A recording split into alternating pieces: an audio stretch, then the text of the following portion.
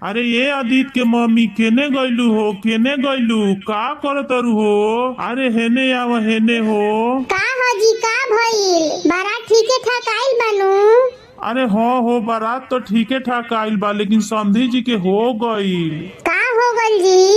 अरे वहाँ के झाड़ा हो गइल धोतिये में। त हमरा के मत बोलेम कुछु। हम जा तनी समधी जी के पेट भर के गरियावे चाहिए, दहेज लेबे करे तैया झड़े ना आइल। आज बारात लिया के बता ढेर झाड़ा लागता वहाँ के। समधी जी आईनी के कटारावे से, के कटारावे से पेट झरी गइल उनके धोतिये में, पेट झरी गइल उनके धोतिये में। पानी छुए गइनी गड़ाही में, गड़ाही में जोक घुसी गइल उनके धोतिये में, जोक घुसी गइल उनके धोतिये में।